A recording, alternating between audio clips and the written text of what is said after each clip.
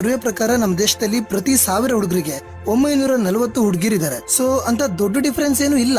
ಆದ್ರೂ ತುಂಬಾ ಜನಕ್ಕೆ ಹುಡುಗಿ ಸಿಗಲ್ಲ. ಇದಕ್ಕೆ ಕಾರಣ ಏನು ಅಂದ್ರೆ ರಿಯಾಲಿಟಿ ಮತ್ತೆ ಎಕ್ಸ್ಪೆಕ್ಟೇಷನ್ಸ್ ಗಳ ಮಧ್ಯೆ ದೊಡ್ಡ ಡಿಫರೆನ್ಸ್ ಇರೋದು. ಹೆಂಗೆ ಅಂತ ಹೇಳ್ತೀನಿ. ತುಂಬಾ ಜನ ಹುಡುಗರು ಲೈಫ್ ಅಲ್ಲಿ ಸೆಟಲ್ ಆದ್ಮೇಲೆ ಮದ್ವೆ ಆಗೋಣ ಅನ್ಕೊಂತಾರೆ. ಆದ್ರೆ ಹುಡುಗಿರು ಲೈಫ್ ಅಲ್ಲಿ ಸೆಟಲ್ ಆಗೋದಕ್ಕೇನೆ ಮದ್ವೆ ಆಗೋಣ ಅನ್ಕೊಂತಾರೆ. ಇದನ್ನ ನಾನು ತಪ್ಪು ಅಂತಾನು ಹೇಳಲ್ಲ. ಎಲ್ಲರಿಗೂ ಅವರವರದಾದಂತಹ ಕಾರಣಗಳು ಇರ್ತವೆ. ಮಿಡಲ್ ಕ್ಲಾಸ್ ಹುಡುಗಿರು ಬೆಟರ್ ಲೈಫ್ ನ ಬದುಕೋದಕ್ಕೆ ಇಷ್ಟಪಡ್ತಾರೆ.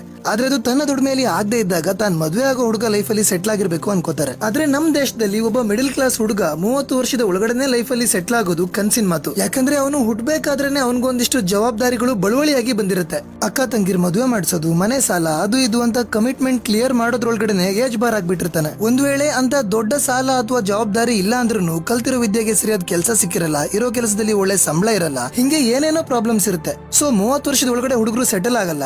ಸೆಟಲ್ ಆಗದಿರೋ ಹುಡುಗರಿಗೆ ಹುಡುಗಿ ಕೊಡಲ್ಲ.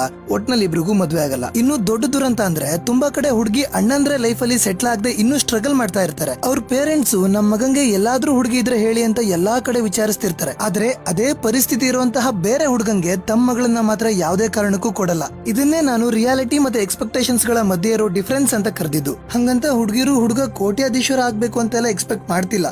ತುಂಬಾ ಜನ ಹುಡುಗಿರು ಎಜುಕೇಟೆಡ್ ಗಳಾಗಿರ್ತಾರೆ, ಸಂಪಾದನೆ ಮಾಡ್ತಿರ್ತಾರೆ. ಸೊ ತನ್ನ ದುಡಿಮೆಗಿಂತ ಹುಡುಗಂಗೆ ಸ್ವಲ್ಪ ಜಾಸ್ತಿ ದುಡಿಮೆ ಇರಬೇಕು ಅಂತ ಎಕ್ಸ್ಪೆಕ್ಟ್ ಮಾಡ್ತಾರೆ. ಆದ್ರೆ ಸ್ವಲ್ಪ ಜಾಸ್ತಿ ಅನ್ನೋದು 3000ನೋ 5000ನೋ ಅಲ್ಲ.